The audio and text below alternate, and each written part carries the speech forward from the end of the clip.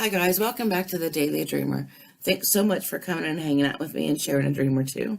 We're going to go ahead and discuss this dream. I'll tell you, I know it's only the second day of the new decade, and I know that we were clearing out a bunch of old negative energies to make way for the new, but the new stuff that's coming through, boy, it's taken me by storm. So let's discuss just one of the dreams that I had last night. And I certainly would love to hear your reactions on this or your thoughts or comments on any of the dreams. So please feel free to leave a comment below and tell me what your thoughts are. This dream that I had last night, when I came to, there was a group of beings in front of me. There was one standing particularly in front of everyone else, had a white robe on, and he was tall. I remember that. And he had questions in relation to something that was next to me. When I looked over to what was next to me, it appeared as though it was a miniature green apple tree, as though like one of those Granny Smith apple trees on Earth, but it wasn't, and it wasn't even from Earth. It was a tree that looked like mini apples, but they weren't mini apples. They were something else. Anyways, the tree itself was wrapped in cellophane as though it was being prepared for a first frost. There was hardly any fruit on there, other than the leaves being wrapped in cellophane to protect it. The question was in relation to that tree. I gave my response. It wasn't well received. They told me to just let it go. Just let it go. There was nothing there, nothing to hold on to. And I kept insisting, no, I don't want to throw it out or whatever it was. He said, no, just let it go. They were trying to convince me. We were going back and forth. Okay, nonetheless, I guess it got to the point where I was either frustrated or they were. So we were at a standstill.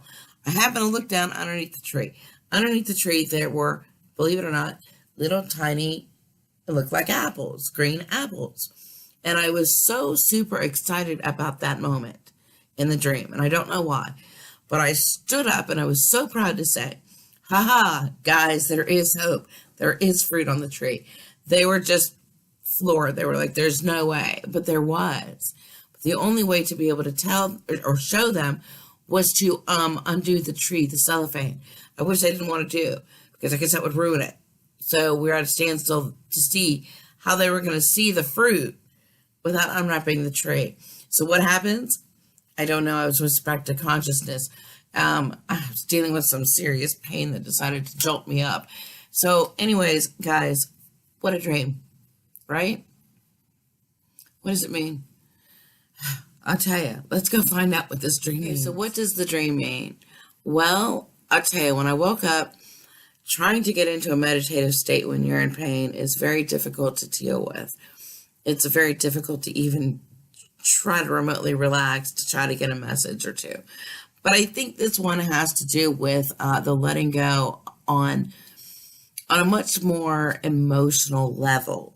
So we all understand the clearing out of the negative.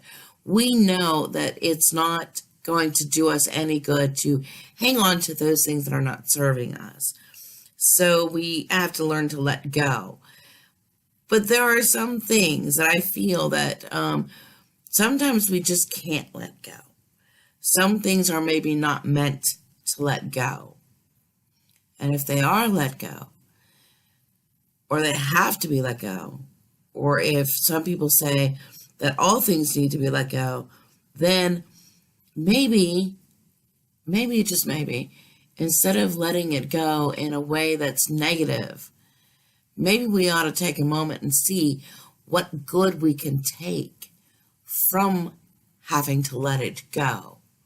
If it's no longer serving us, and all it's doing is causing those lower vibrations to hang out so that we're not able to be open to new opportunities, if we must say goodbye so that we can move on, then why don't we take a moment to recognize all of the good things that came from that experience, whether it be bad or good.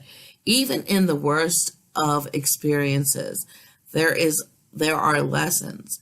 There are good things. We just have to dig a bit deeper. So I think at this point that what we need to do is, if we are to move forward, and we need to let go. We need to clean up that trauma.